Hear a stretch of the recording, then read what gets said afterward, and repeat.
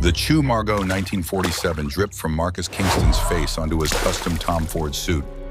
The $30,000 vintage wine mixing with the stunned silence of 200 guests at the Whitmore Hotel's rooftop gala as Victoria Whitmore, the millionaire's daughter who just emptied her glass on him, laughed and said the words that would cost her family $10 billion in exactly 6 minutes. The help should know better than to touch things that don't belong to them. Marcus stood perfectly still, wine running down his dark skin like expensive tears, his hand still extended toward the contract he'd been about to sign, while Richard Whitmore watched his daughter destroy in 3 seconds what had taken him 30 years to build.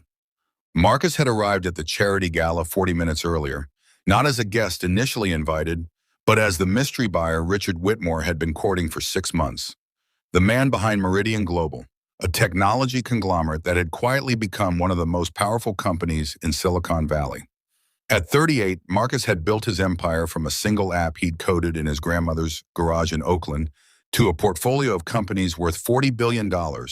But tonight he'd dressed deliberately understated, wanting to observe the Whitmore family's true character before committing to the largest real estate acquisition in California history.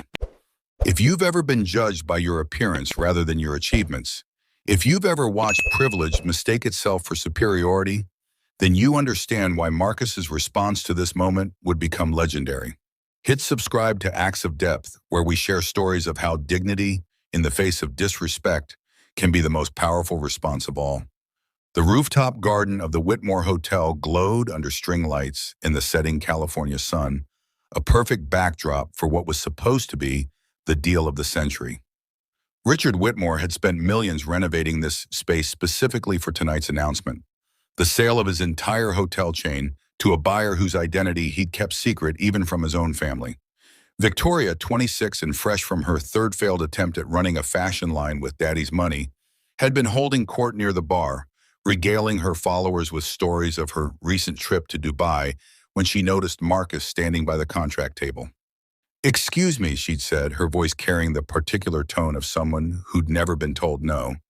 "The investor tables are reserved.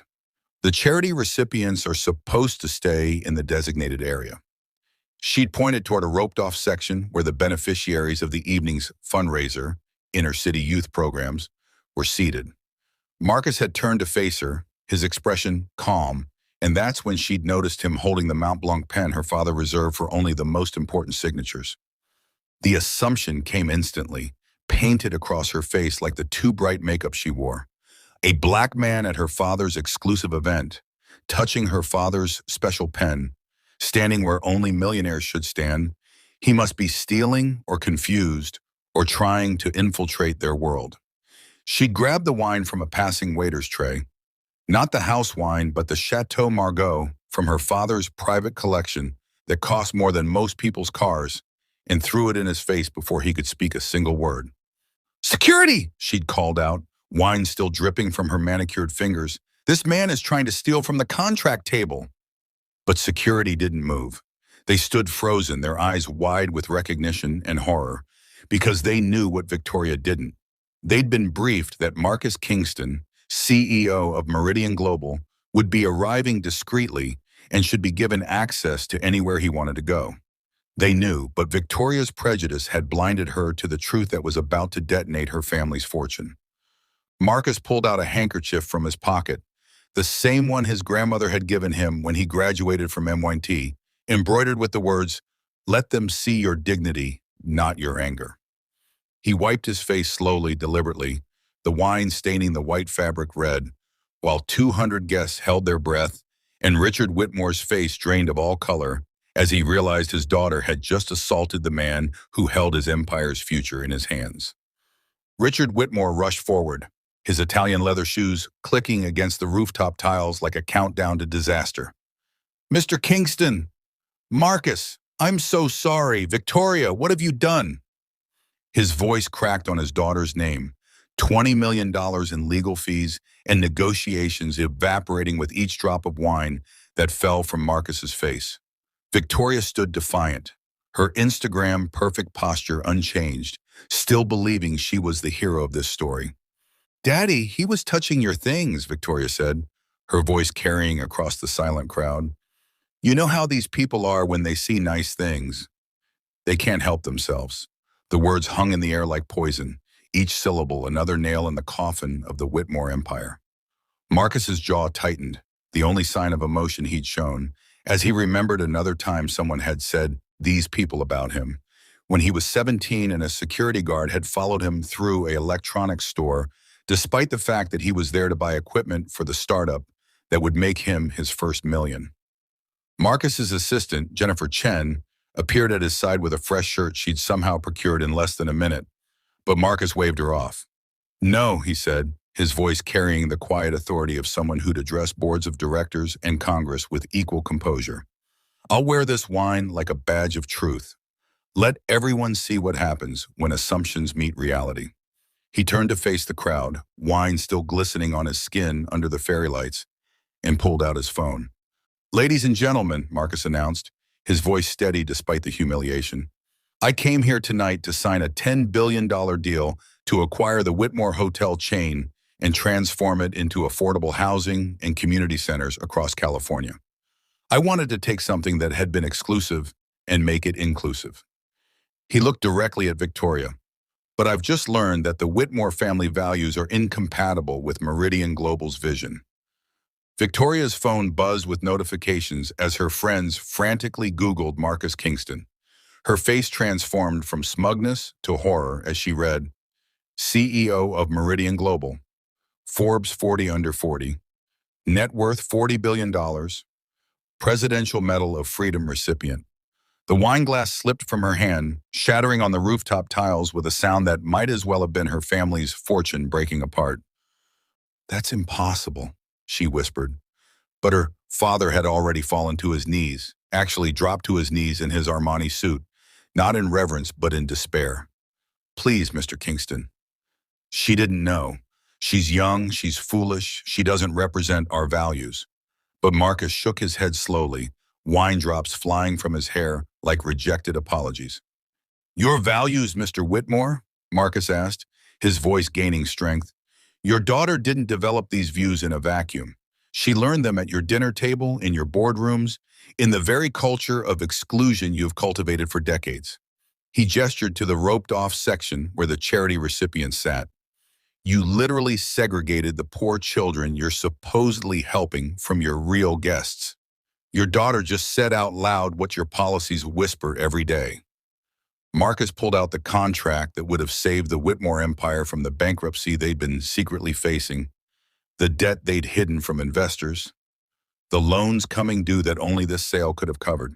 He held it up to the light, 10 pages representing salvation, then tore it in half with a sound that echoed across the rooftop like thunder on a clear night. The torn contract floated to the ground like funeral confetti, while Richard Whitmore's phone began ringing incessantly. Board members who'd been watching via live stream, investors who'd bet everything on this deal, banks that had extended credit based on the promised acquisition. Victoria stood frozen, her designer dress suddenly feeling like a costume for a play that had just ended catastrophically. The wine on Marcus's face had mostly dried, leaving faint red traces like war paint earned in a battle against prejudice. Mr. Kingston, Richard stammered, sweat beading on his forehead despite the cool evening breeze. 30,000 employees depend on this deal. Families, communities. Marcus interrupted him with a raised hand. Families like mine, Mr. Whitmore? Communities like the one I grew up in? The ones your daughter thinks are full of people who can't help themselves around nice things? Marcus walked to the edge of the rooftop, looking out at the Oakland skyline where he'd grown up, where his grandmother had cleaned hotels like this one for 30 years without ever being allowed to stay in a single room. When I was 12, he said, loud enough for everyone to hear, my grandmother took me to the Whitmore Hotel in San Francisco. She wanted to show me where she worked. Security stopped us at the door, said we didn't look like guests. She was wearing her Sunday best, had saved for months to afford afternoon tea. They turned us away. He turned back to face the crowd, his eyes finding Victoria's. Your family's discrimination isn't new, Ms. Whitmore. It's generational. My grandmother died thinking she wasn't good enough for your hotels, But she was wrong about one thing. She thought I'd have to work twice as hard to be worth half as much. Turns out I only had to work hard enough to buy your entire empire and show you what real power looks like. Victoria's phone was exploding with notifications as the video of her throwing wine went viral. Her Instagram followers were dropping by the thousands. Brands were terminating partnerships, and her trust fund, tied to the family company's stock price, was evaporating in real time as news of the failed deal spread. "Please," she said, her voice small for the first time in her life. I didn't know." "That's the point," said Jamila Roberts, stepping forward from the charity recipients section. She was 17, valedictorian of her class, one of the students the gala was supposedly helping. "You didn't know because you never bothered to know. You see a black face and assume criminal. We see your face and have to assume danger." She looked at Marcus with admiration. "Mr. Kingston paid for my entire school's college tuition last year. Anonymously. We only found out when he showed up to graduation." More voices emerged from the crowd. The bartender mentioned that Marcus had tipped him $1,000 at the beginning of the night. A server revealed that he'd noticed her limping from uncomfortable shoes and had secretly arranged for a pair of flats to be delivered. The valet shared that Marcus had asked about his family, learned his son needed surgery, and had already arranged for the best specialists at Stanford Medical. While Victoria had been judging him by his skin color, he'd been quietly changing lives with the wealth she assumed he couldn't possibly possess.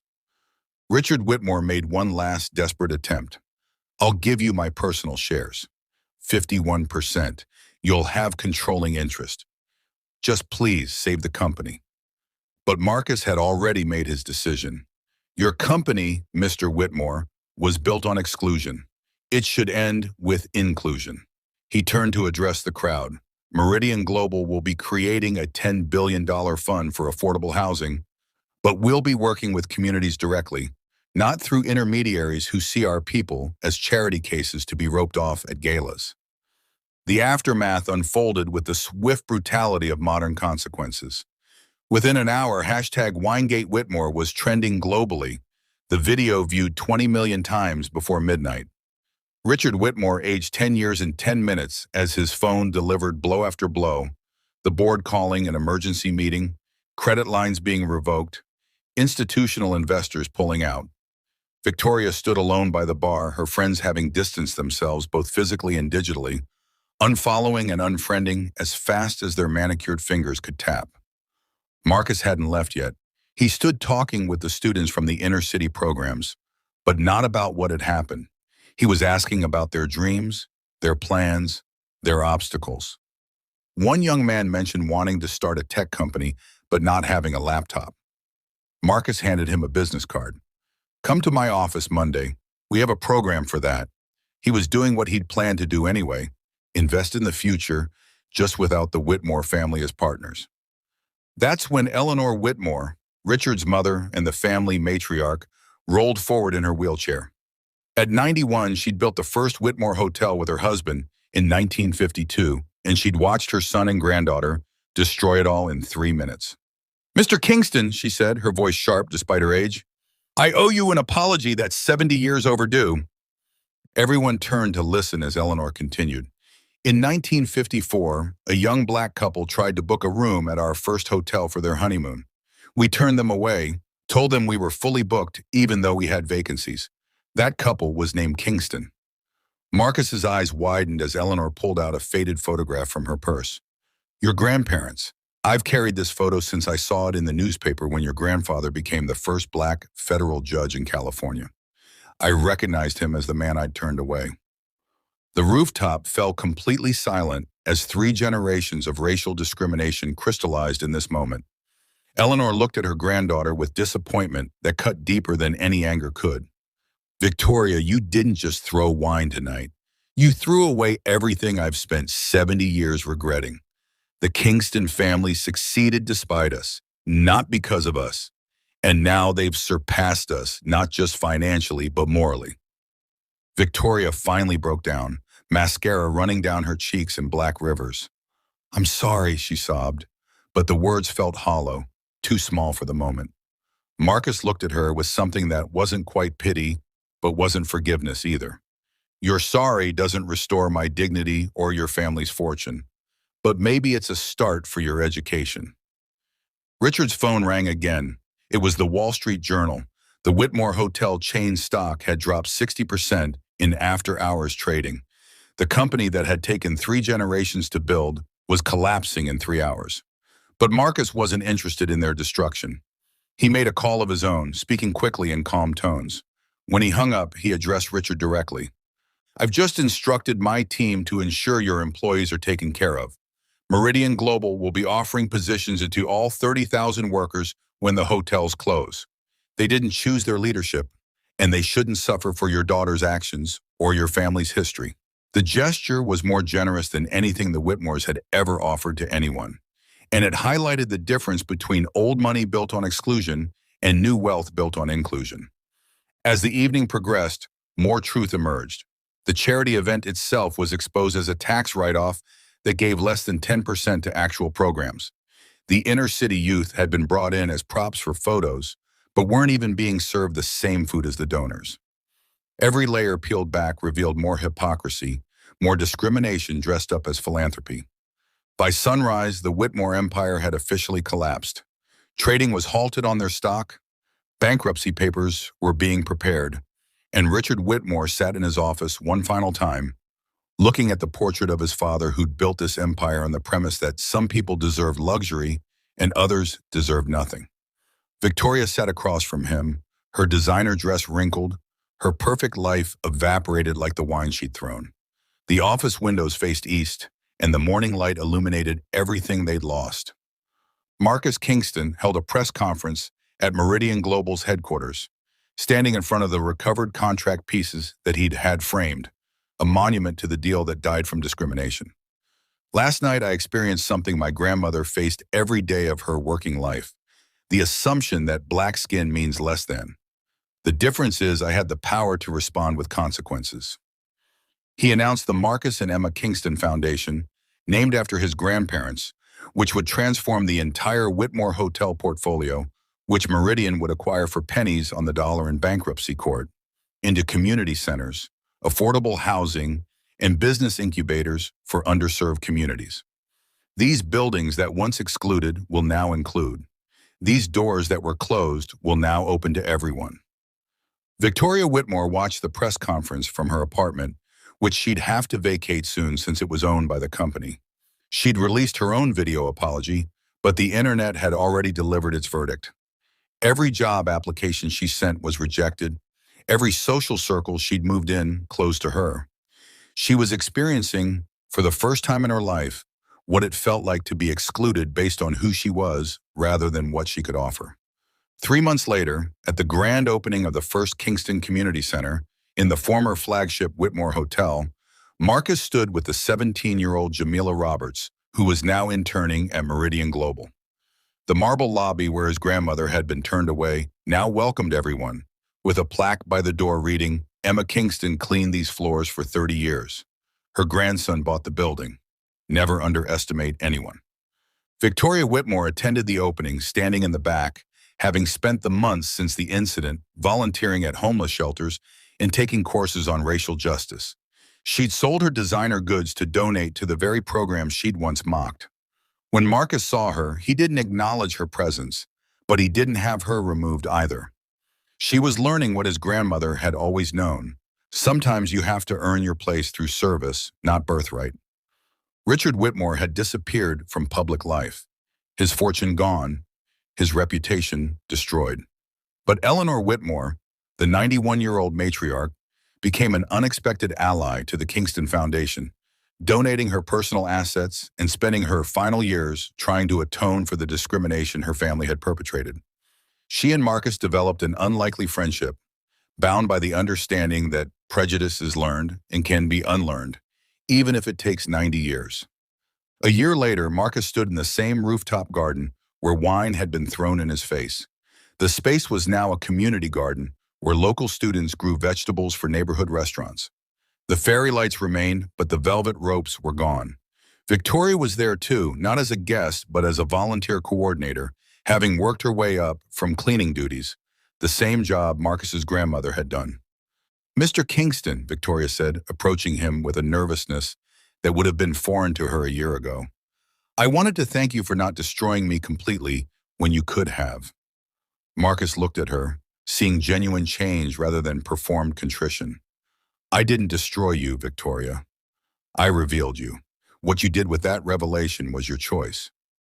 The $10 billion deal that had died in Wine and Prejudice had been reborn as something greater, a network of community spaces that generated not profit but possibility. The Whitmore name disappeared from business, but the Kingston name became synonymous with transformation, with the idea that wealth without wisdom is just greed with a bank account. Marcus kept the wine-stained handkerchief his grandmother had given him, now framed in his office next to her photo. Visitors often asked about it, and he would tell them the story of the night he was baptized in expensive wine and responded with expensive justice. My grandmother always said that dignity in the face of disrespect is its own form of power, he would explain. That night, I learned she was right. Victoria Whitmore thought she was pouring wine on a nobody. Instead, she poured gasoline on her family's funeral pyre and handed me the match. If this story resonated with you, if it reminded you that assumptions based on appearance can cost more than money, share it with someone who needs to understand that dignity defeats disrespect every time. Subscribe to Acts of Depth for more stories of how patience and power can transform prejudice into progress. Remember that every time we judge someone by their appearance, rather than their character, we risk losing more than we could ever imagine. Sometimes the person you dismiss as beneath you is actually the one holding your future in their hands, waiting to see if you're worthy of the opportunity they're offering.